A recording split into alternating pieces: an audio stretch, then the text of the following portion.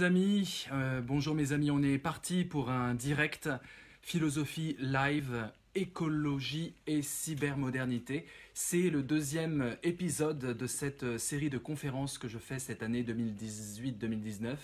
Il y aura 10 rendez-vous, deuxième numéro, donc si vous n'avez pas vu le premier numéro, vous pouvez trouver les liens, je les mettrai sur YouTube ou sur Facebook. Mais là, nous sommes en direct et si vous avez la joie d'être un des rares privilégiés à pouvoir suivre le direct et à participer à ce live, eh bien, je vous remercie d'avance. Voilà. Prévenez vos amis, ceux qui viennent de regarder en replay cette vidéo, rendez-vous dans, on va dire, 7 minutes. On se donne 7 minutes d'accueil, voilà. Pendant que tout le monde partage sur les groupes, sur les pages, sur les journaux. Je ne vais pas le répéter tout au long de ce live parce que ça fatigue tout le monde. Je le dis voilà en début de live et puis à vous de passer le mot aux nouveaux venus. Dites-leur, encouragez-les, pensez à partager. Je compte sur vous pour prêcher cette parole nécessaire à l'heure de la cybermodernité et des réseaux et des partages. Voilà. Donc on commence dans 6 minutes 40 secondes. Voilà, en attendant, je partage avec vous. Donc voilà, on attend que les participants nous rejoignent pour cette philosophie en direct. On est déjà, ça va, le chiffre monte, plus on partage. Donc voilà, on commence dans quelques minutes et quand il y a des nouveaux, n'hésitez pas à les prévenir. Vous avez beaucoup d'impact pour ces conférences interactives. Vous pouvez participer, aider ceux qui sont perdus à reprendre le fil. Donc n'hésitez vraiment pas à ce qu'on passe une heure et quart ensemble, que ça soit chaleureux, convivial. C'est dimanche, voilà, on est ensemble pour réfléchir à l'avenir de la démocratie à travers le double prisme de l'écologie, de la crise environnementale et puis des technologies et de ce monde cybermoderne qui se constitue. Voilà, c'est un peu l'objectif de ce cycle de conférences. Alors, je partage moi aussi, on y va. J'espère que vous allez bien, hein. Ceci dit, on peut commencer par se dire des banalités. Comment ça va ? Je vois normalement vos messages s'afficher. Voilà. Farid, salut. Voilà, je vois ceux qui se connectent, qui n'ont pas encore dit bonjour, mais je vois vos noms, donc dites bonjour, ça permettra d'être plus clair. Parce que je vous vois, hein. Cécile, je te vois, Estelle, je te vois, voilà. Je vous vois, mes amis. C'est une grande joie de vous retrouver. Luc, merci, salut, salut. On commence dans quelques minutes, dans 4 minutes exactement, on commence. Donc je partage, boum, partager. Je vais partager dans quelques groupes, sauf si vous l'avez déjà fait sur Néo-Résistance. C'est le pré-live, ça s'appelle, cette période. Le thème du jour, Marie-France, c'est le thème du jour. Bonjour Frédéric, bonjour tout le monde, ça y est, là, tout le monde. Salut Liliane, t'es au Québec. Le thème du jour, c'est cette continuité de conférence. Mais je pense que ceux qui ont assisté au début pourront te répondre pendant que je partage. Hop, hop. Je partage. Bim. Quelqu'un partage sur Néo-Résistance, s'il vous plaît. Merci beaucoup. Salut Marie-France. Hop. Merci Kevin de partager. Je vois aussi ceux qui partagent, hein. Facebook fait bien les choses, donc on sait ceux qui partagent plusieurs fois. Donc merci Kevin, c'est super. C'est le début de ton implication pour ce live. Voilà, et il y en aura plein d'autres. Vous pourrez, je vais prendre en compte encore plus vos réactions parce que je veux vraiment utiliser cette puissance d'intelligence connective qui est raccord avec le thème puisque écologie et cybermodernité, c'est aussi comment repenser la politique et l'écologie à travers ce qu'on est en train de vivre. C'est assez concret, c'est pas une conférence en amphithéâtre, c'est une conférence directement par les nouvelles technologies. Voilà. Alors, on commence dans combien de temps ? On commence dans 2 minutes et quelques, donc voilà, on est à 2 pas de commencer. Voilà, j'ai une drôle de tête bien livide avec l'éclairage débile que j'ai mis en place, mais ce n'est pas grave, en fait, on n'est pas là pour ma tête, on est là pour discuter avec ces... Salut, salut, les tomates, ça fait plaisir, merci Cécile.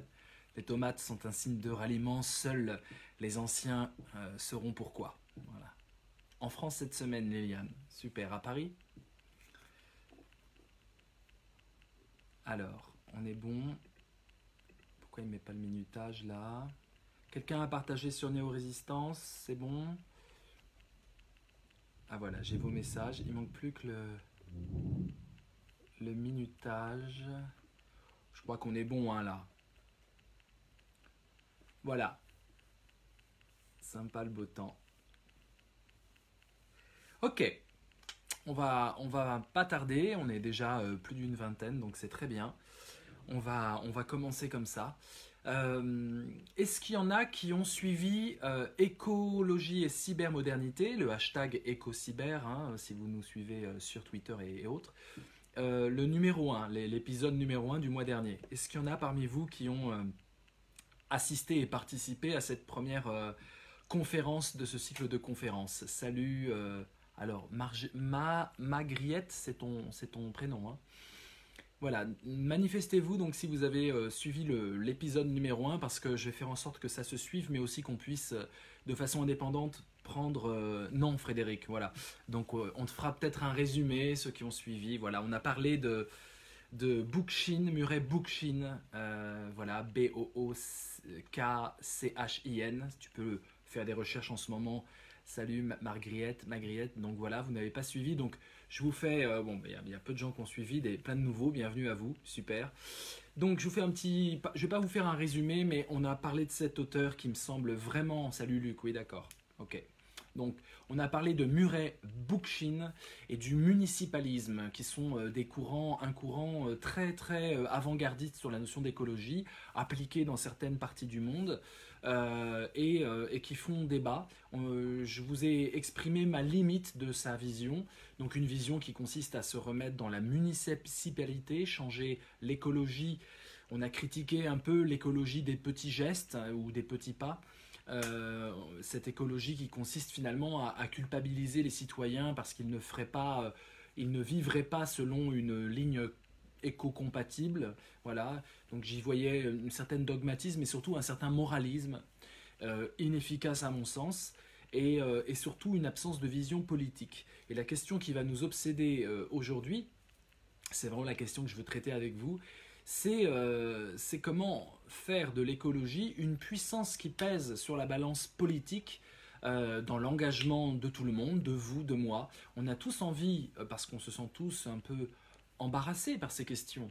Dès qu'on prend l'avion, dès qu'on prend la voiture, il y a une sorte, c'est Bruno Latour, on en parlera, Bruno Latour, un intellectuel que j'aime beaucoup, qui parle de cet embarras, de cette désorientation. On est tous un peu déboussolés, désorientés.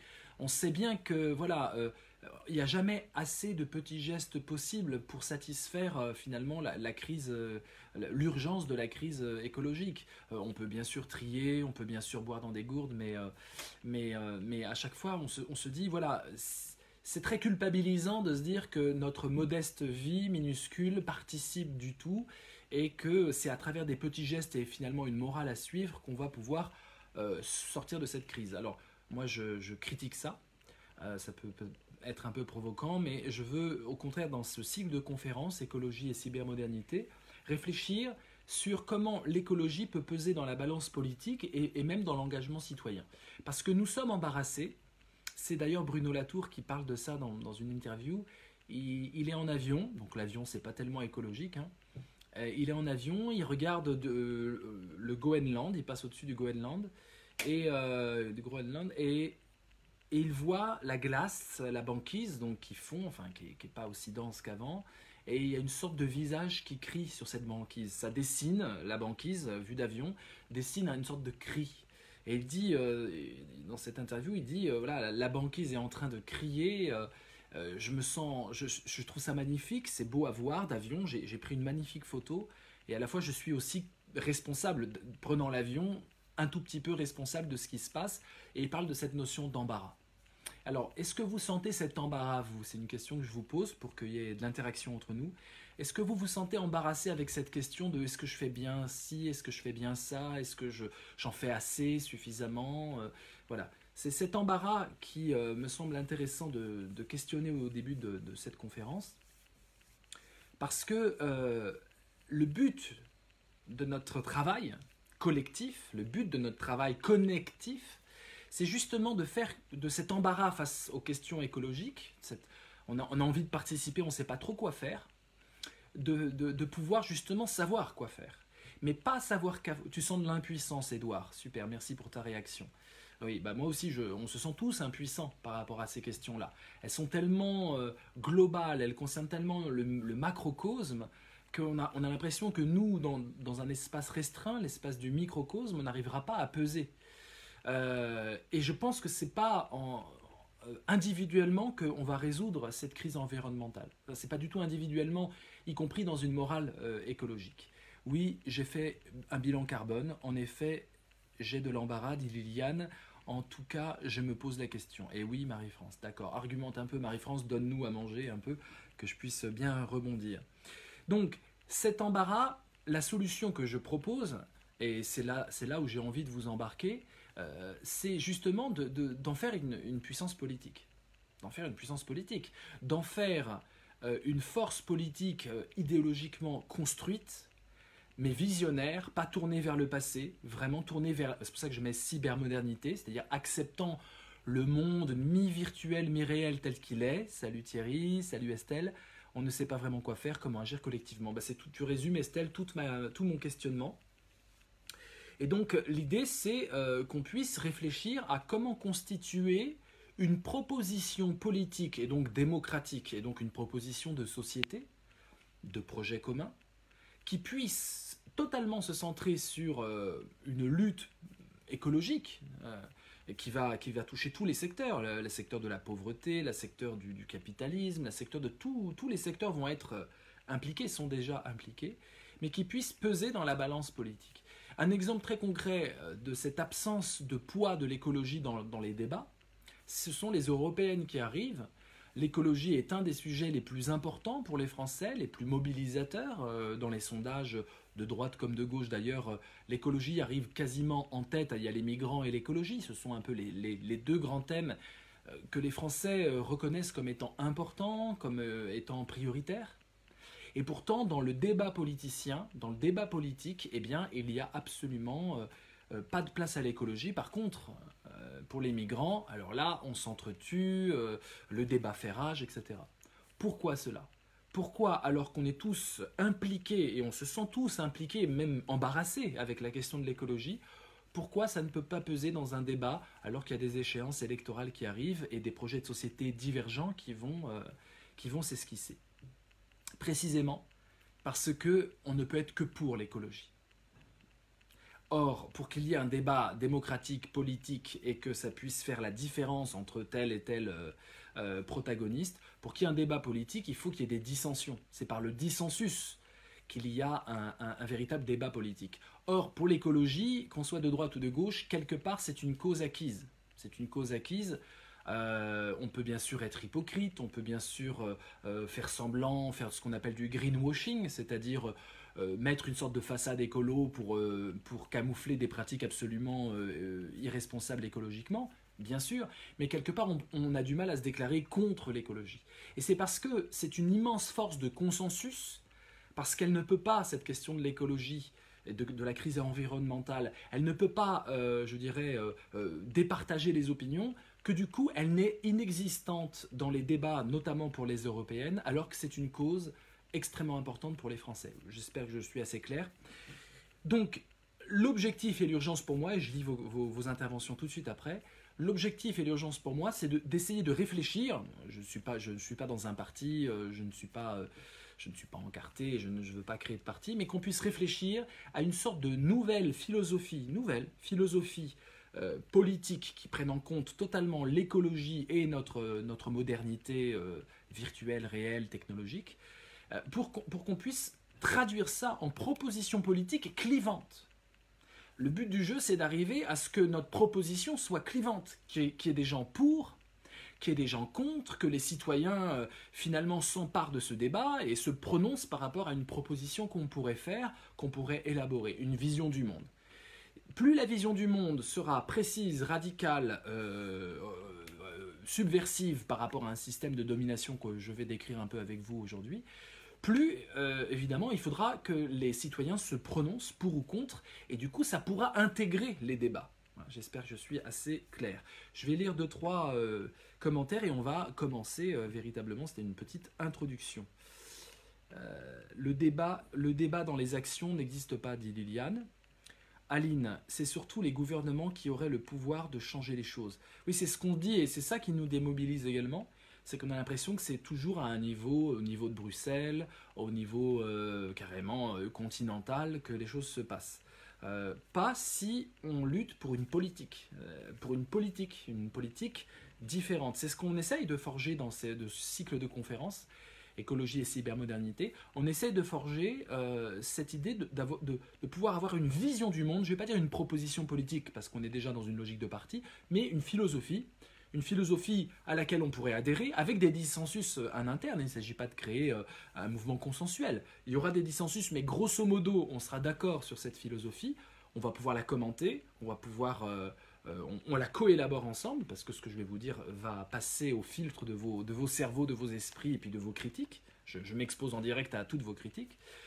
Mais on va coélaborer ça pour que ça puisse peser politiquement et qu'on puisse se prononcer, que ça puisse exister. Frédéric, oh oui, mais je pense que le seul remède à la culpabilité, c'est de prendre au mieux nos responsabilités. Exemple, ne plus aller au supermarché que pour du PQ. Voilà, mais ça c'est l'épisode numéro 1, je te recommande de le visionner, je mettrai tous les liens en description, où je montre que justement, le il faut qu'à, tu ne peux pas obliger des citoyens. Je sais qu'il y a Aurélien Barraud, le scientifique astronome, qui dit qu'il faut carrément qu'il y ait une puissance contraignante qui oblige les citoyens à ne pas être bêtes, à ne pas penser à leur pur individualisme de consommateur, mais à penser... Donc il faut nous obliger, il faut qu'un État nous oblige. Alors moi je suis à l'opposé, dans ma vision, à l'opposé de tout ce qui est vive la verticalité venant du haut, descendant vers le bas.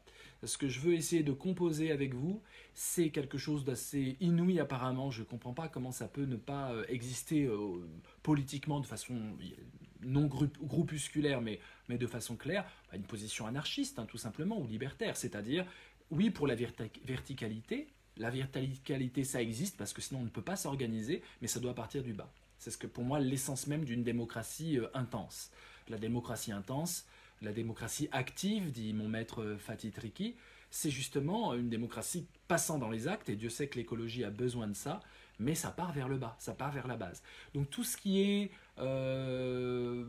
France Insoumise, Frédéric Lordon, toutes ces nostalgiques de la verticalité venant du haut, cette fétichisation, quand Jean-Luc Mélenchon parle de « je suis sacré », etc., il est dans l'autre monde, il reste dans un monde qui est totalement dépassé.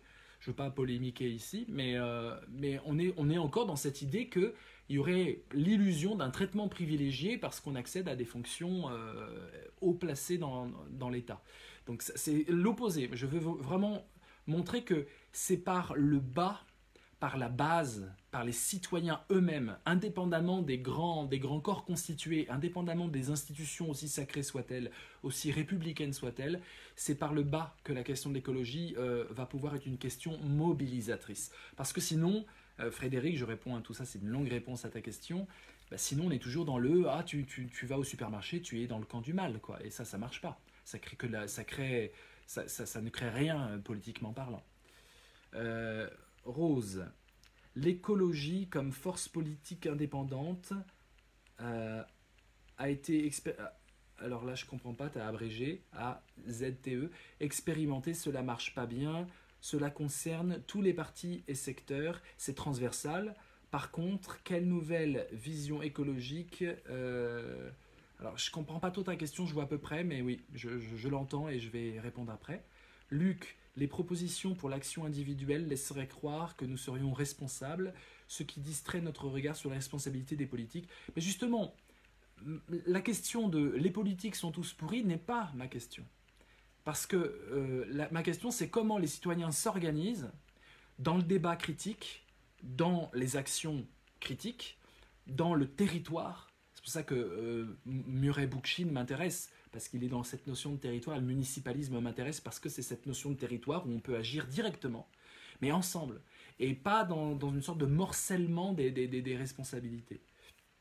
Réfléchir ne suffit pas, je suis très sceptique pour le pouvoir du citoyen. Bon, on va voir ça.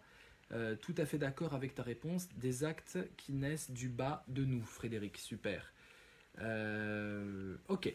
Alors, ce que l'on voit très clairement, je vais boire un petit coup. N'hésitez pas à noter vos... Vous avez vu, hein, je suis un peu plus réactif que le premier épisode. Hein.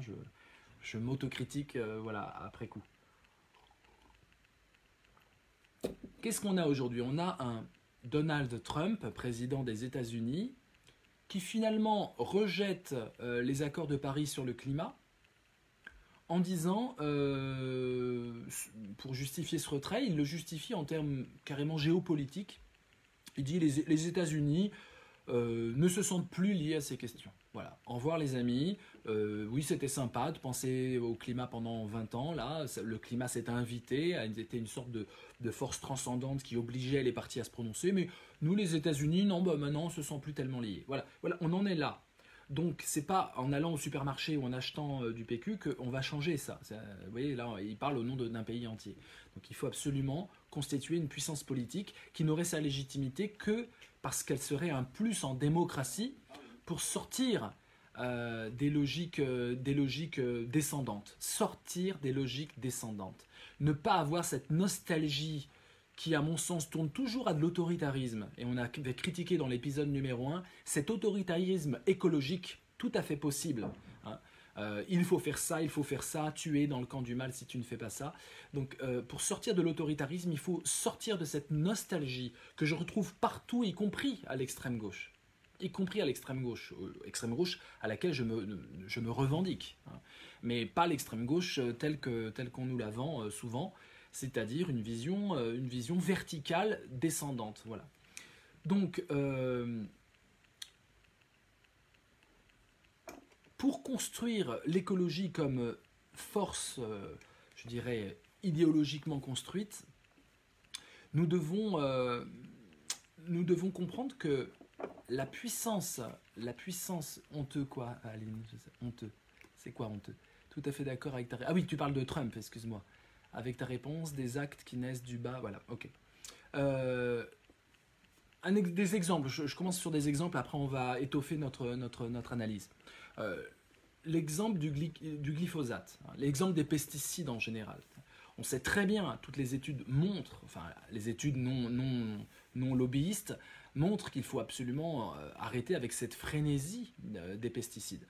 Mais effectivement, il y a des lobbies qui sont là et il y a des puissances qui travaillent avec des intérêts financiers qui nous dépassent. Donc si on ne se constitue pas comme une puissance politique, on ne pourra pas aller contre ces lobbies-là. Ce n'est pas les individus eux-mêmes. Oui, on appelle souvent au boycott. On fait du boycott quelque chose d'une sorte de néo-romantisme de l'action. Mais ça fait 20 ans que j'entends parler du boycott. Je n'ai pas vu d'action de boycott d'envergure en 20 ans.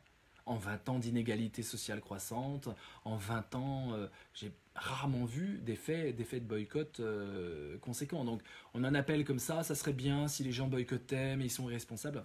Encore une fois, cette logique doit être dépassée. Mais il est totalement irresponsable de voter contre l'inscription de l'interdiction du glyphosate, par exemple. Politiquement, totalement irresponsable. Donc sur le nucléaire, c'est pareil. Quand on sait qu'il faut des milliers d'années pour qu'on ne sait même pas démonter une centrale nucléaire et qu'il faut des milliers d'années pour attendre que la nocivité des produits en question disparaisse, qu'on est en train de réfléchir à comment on va prévenir les êtres humains dans plusieurs milliers d'années en imaginant des civilisations alternatives pour leur dire n'entrez pas dans cette centrale, on n'a pas su la déboulonner, mais surtout n'ouvrez pas, c'est toxique. Voilà, on en est là. Voilà, la question du nucléaire n'est pas du tout au centre des débats. Ça devrait être au centre du débat. Les pesticides devraient être au centre du débat. Voilà, à chaque fois, les questions d'écologie doivent être au centre du débat. Ils ne le sont pas parce qu'ils ne sont pas clivants. Et du coup, tout le monde est d'accord et finalement, personne n'est d'accord. Personne ne se sent impliqué. Donc, il est très urgent de retrouver une puissance philosophique clivante sur ces questions.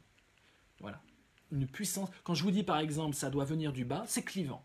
Il y a plein de... Je pense que parmi vous, d'ailleurs, vous êtes une trentaine, une quarantaine, parmi vous, il y en a qui diraient non, il y en a qui disent non, c'est important, les institutions, l'être humain est barbare, les individus ne peuvent pas s'organiser parce qu'il faudrait les éduquer, ça met trop de temps. Donc rien que ma position anarchiste, entre guillemets, d'une base qui s'auto-organise, sans avoir des représentants et sans avoir d'institutions qui font tomber les injonctions, déjà, d'ores et déjà, c'est clivant. Alors, on assiste à une vraie crise de civilisation, on le voit bien. Tous les partis et toute la philosophie qui venait défendre l'État-providence s'effondre. Tout est effondré. Donc il y a un modèle de démocratie à repenser. Et l'idée de ces conférences, c'est justement d'essayer de réfléchir à est-ce que l'effondrement de la démocratie ne va pas de pair avec l'absence de solution politique trouvée sur la question de l'écologie et de la question migratoire, parce que les deux sont totalement liés. J'en parlerai pas dans cette conférence, mais écologie et migration, en 2050, il y aura 250 millions de réfugiés climatiques. Voilà. Donc c'est pas forcément fuir des guerres, et c'est aussi des guerres de l'eau dans le Proche et le Moyen-Orient, c'est aussi des sécheresses, des famines, etc. Voilà. Donc 250 millions de réfugiés climatiques en 2050. On fait quoi? On leur dit vous n'entrez pas, on joue les Salvini, on joue les Orban et autres. Donc, cette question migratoire et cette question de l'écologie sont totalement liées. Donc, l'effondrement du système démocratique, je dirais, construit sur les valeurs de l'État-providence, effondrement des systèmes démocratiques construits sur les valeurs de l'État-providence, et puis aussi un problème réel dans nos démocraties du personnel politique, de la qualité du personnel politique. On l'a bien vu avec le Brexit, Cameron, qui par complaisance fait un référendum, donne un pouvoir immense à Boris Johnson, et donnant ce pouvoir immense, se retrouve complètement dans un chaos de folie.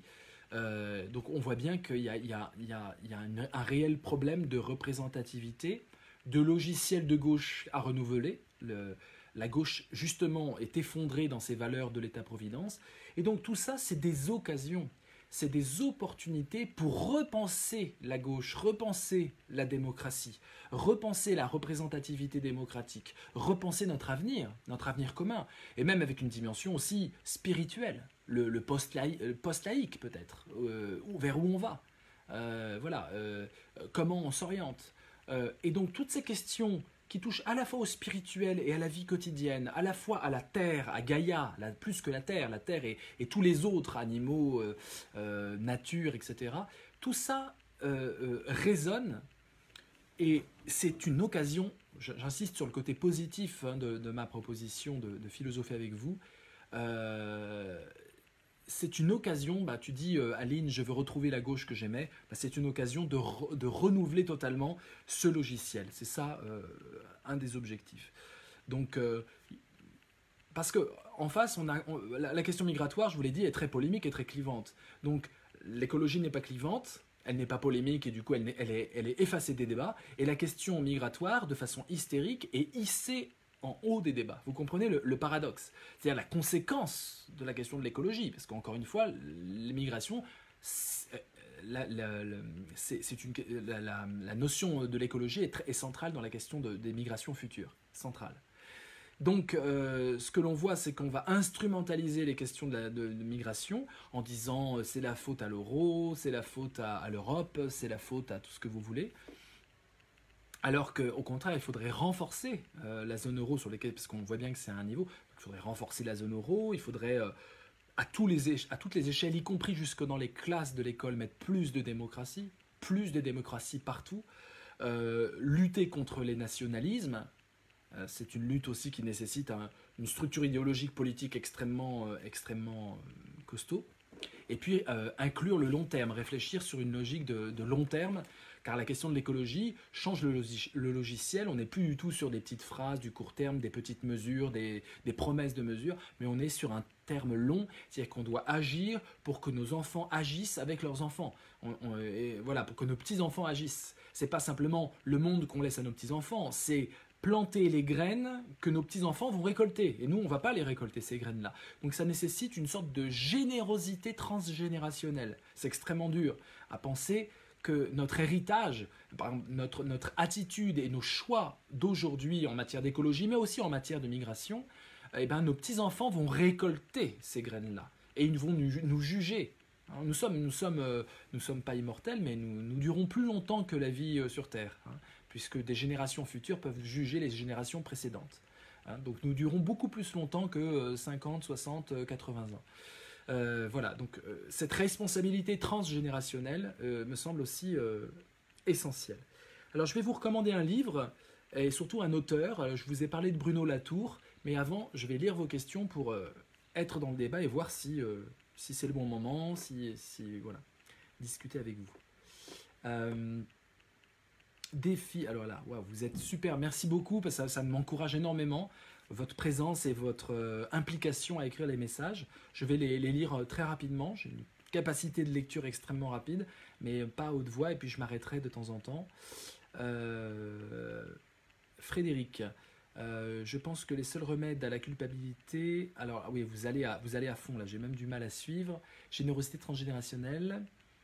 Rose, l'écologie comme force politique indépendante, j'ai lu ça. Rose, défi de l'écologie. Ah, ça bouge tout le temps. Excusez-moi, j'ai un petit problème technique. Réfléchir ne suffit pas, je suis très sceptique. Ça, je l'ai lu. Crise de civilisation, comment, pourquoi? Oui, réfugiés climatiques, nous y sommes déjà. Transgénération. Le boycott marche, bien sûr, tu dis, Rose. Donne-nous des exemples de boycott en France finement réalisé et qui est vraiment où on pourrait tirer des leçons de ça. Pourquoi ça marche pas le boycott pour l'interrogation? Allez-y, discutons. Tout à fait d'accord avec Taréa, ça je l'ai lu. Ok. Alors oui, Bruno Latour, j'ai envie de partir de lui parce qu'il fait des propositions. C'est un sociologue, il s'est penché, il a travaillé beaucoup sur la science. Il est philosophe également et il a écrit un livre en 99 qui s'appelle « Politique de la nature, comment faire entrer les sciences en démocratie ». Voilà, donc un livre que je vous recommande. Il parle de l'écologie politique et il montre qu'il y a une sorte de dualisme à dépasser. En général, quand on aborde la question de l'écologie, on voit qu'on est victime de dualisme non interrogé. Que ce soit dans l'écoféminisme, j'en parlerai dans quelques minutes, ou que ce soit dans ce que décrit Bruno Latour, on est victime de dualisme de choses qu'on oppose, qu'on sépare, mais dont l'opposition n'a pas été interrogée. Et il se peut que pour résorber cette crise écologique, il faut peut-être fusionner les dualismes. Le dualisme auquel parle Bruno Latour, c'est le dualisme entre la nature d'un côté et la société de l'autre. Et c'est vrai qu'on a grandi avec ce dualisme-là. L'Occident s'est fabriqué avec la société, le développement, le progrès technologique d'un côté, et la nature avec l'idée d'une régression, d'un retour à la nature, de freiner l'industrialisation, de freiner le progrès. Évidemment, les écologistes sont dans le camp de la nature, donc forcer la nature entre guillemets, parce que Bruno Latour critique cette notion de nature, il parle carrément de Gaïa, il parle carrément de territoire, il veut reterritorialiser et repolitiser la question de la nature. Quand vous dites nature, c'est pas politique, la nature c'est pas politique en soi. Et donc, on voit bien que si une écologie qui serait fondée sur la nature à protéger n'aurait aucune proposition politique sérieuse et n'intéresserait pas. Il le dit d'ailleurs, Bruno Latour, de façon cocasse, il dit si on me dit de défendre la nature, je bâille, mais si on me dit de défendre mon territoire, je me bouge. C'est assez bien résumé. Défendre la nature, on bâille, défendre le territoire, on se bouge. Et d'où son apologie des zadistes. Parce que les zadistes ont bien compris que l'échelle concrète et subversive pour déverrouiller tout, c'est une zone zadiste, ZAD, zone à défendre. Et Bruno Latour parle de zone critique. Voilà, moi j'ai une autre proposition terminologique, mais en fait c'est la même chose, c'est-à-dire une zone critique, c'est-à-dire une zone sur un territoire et sur laquelle on doit faire des choix. Est-ce qu'on veut une éolienne? Quel est notre rapport avec les loups dans la forêt? Quel est notre rapport avec tel et tel pesticide ou pas? Telle et telle sorte d'agriculture? Telle et telle éducation? C'est-à-dire c'est une zone sur laquelle le citoyen est directement impliqué, ce qui rejoint un peu le municipalisme de Murray Bookchin, et du coup pour laquelle nous sommes totalement impliqués, dans laquelle nous sommes impliqués, avec un dépassement de ce dualisme fondateur. Il y a les autres et il y a moi, il y a nous et les autres, eux et nous. Voilà. Ça aussi, c'est un dualisme qui peut mener au pire. Merci Aline, merci pour vos encouragements. Exemple de boycott réussi, Rose, campagne sur l'huile de palme, produit éthique. Oui, alors il suffit de voir la ruée vers le Nutella quand il y a des soldes, Nutella à base d'huile de palme, pour voir que le boycott, trouve-moi des chiffres et un article qui montrent vraiment que l'huile de palme est menacée. Je crois même que le gouvernement Macron a fait des mesures récentes tout à fait favorables à l'huile de palme, qui effectivement est une catastrophe. Donc non, tu vois, le Nutella dément ce que tu dis. Mais maintenant, peut-être que tu as un article. N'hésitez pas à poster des articles qui nous font avancer dans le débat et qui donnent à notre cheminement intellectuel que je dirige un peu, parce que mais tant mieux, enfin, c'est l'instrumentalisation qui veut ça, mais justement quelque chose d'arborescent, de rhizomatique, que ça parte un peu dans tous les sens dans vos commentaires, avec, pour ceux qui veulent vraiment se pencher sur la question, l'idée qu'ils peuvent même dans quelques jours participer encore au débat, et voilà, que ça soit une sorte de lieu où le débat a lieu, voilà, d'ancrage territorial de la philosophie. Voilà, c'est un peu une zone à penser, hein, on va appeler ça une ZAP, voilà, pour pas zapper, hein, mais une zone à penser. Dualisme, nature, société, oui. Se voir comme interdépendant maintenant, d'où l'importance du droit du vivant, tout à fait, Rose. Approche territoriale impliquée. Voilà. Alors je continue sur ce livre Politique de la nature de Bruno Latour. Et donc il dit que la nature est une notion finalement à la fois non politique, mais à la fois elle a été construite politiquement. C'est une notion qui est construite politiquement. Et elle vient même, je dirais même qu'elle est construite philosophiquement. On a d'un côté l'objet et de l'autre côté le sujet. Quand vous mettez sur la même colonne nature, objet, fait, et quand vous mettez dans l'autre colonne le sujet qui utilise l'objet, hein, qui exploite l'objet, vous mettez dans la colonne en face de fait, vous mettez valeur. Et vous mettez en face d'objectif, subjectif. Voilà. Là, nous avons une dichotomie complètement non interrogée, hein, un dualisme. La nature est un objet dont nous avons le droit en tant que sujet, rationnel, humain, dominant, occidentaux la plupart du temps, dont nous avons le droit d'exploiter les richesses. Et même dans l'idée un peu de freiner la croissance, d'avoir une croissance durable, etc., on est dans cette idée que faut être cool avec cet objet qu'est la nature. On reste encore dans le dualisme, société d'un côté, nature de l'autre, ou objet et sujet, même en voulant freiner, ou même par le greenwashing, en disant il faut se calmer, attention, il faut que ça soit durable.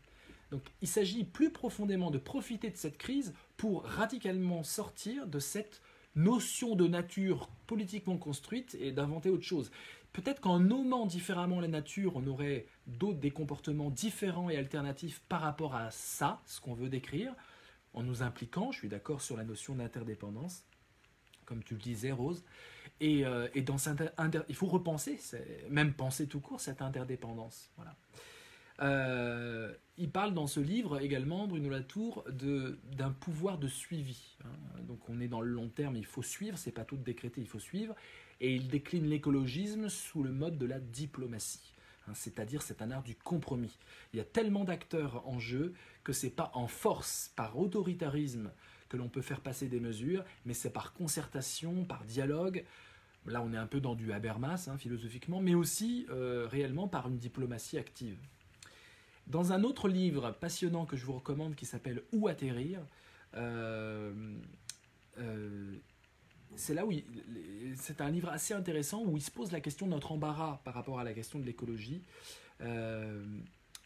Et il montre comment nous sommes totalement paumés, totalement perdus, et comment l'écologie doit pouvoir s'insinuer dans cette perdition pour redonner du sens. Quelque part, donner du sens aujourd'hui, c'est être du côté de cette écologie à construire. Les choses n'auraient pas de sens. Si c'est du sens de consommateur, je me rue sur mon pot de Nutella, j'en ai rien à faire de ce qui se passe dans le monde et je suis consommateur inconscient, etc. Ça n'a pas de sens. Ça n'a absolument pas de sens. Et on peut vivre toute une vie loin du sens. Mais aujourd'hui, le sens, est-ce que c'est pas justement de faire en sorte que cette planète qu'on a toujours qualifié comme un autre, comme la nature, comme quelque chose dont on pouvait disposer, nous, être intelligents, divins, etc., ben, fait partie de nous et nous faisons partie d'elle. Et du coup, là, ça a du sens sur plusieurs siècles, quelque part. Alors, regardez cette phrase, parce que je dis ça parce que c'est d'actualité, un peu polémique, mais il dit ça dans un interview, Bruno Latour. Lorsqu'on lui dit, mais alors, l'écologie est représentée par qui politiquement aujourd'hui? Oui, absolument, Rose, super. Je vois vos participations en même temps, hein, donc c'est très encourageant. N'hésitez pas tous à participer. On lui dit, mais alors, est-ce qu'il y a une formation politique qui s'occupe de la question de l'écologie? Est-ce que Jean-Luc Mélenchon s'occupe de la question de l'écologie, la France insoumise? Et il répond ça, ce que j'entends de Mélenchon, c'est Germinal à la télé.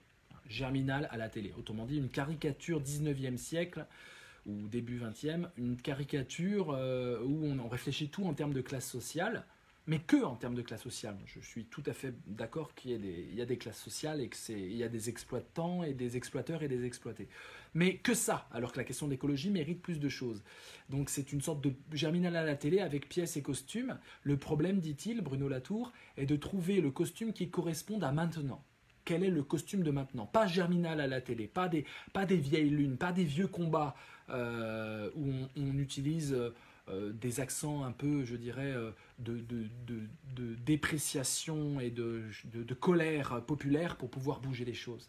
J'ai pas l'impression que l'écologie va pouvoir naître, voire renaître, à travers la détestation de l'autre et à travers la colère. J'ai pas l'impression que ça puisse être fédérateur. Je pense qu'à gauche, si on veut créer des idées mobilisatrices, c'est pas dans la colère. Ça, c'est l'apanage de la droite et de l'extrême droite. La colère, plutôt de l'extrême droite d'ailleurs. Mais à gauche, c'est plutôt le rêve, mais un rêve lucide, concret, optimiste, qu'on puisse décrire ce que nos prochaines générations vont vivre et donc qu'on puisse préparer au mieux les choses au présent.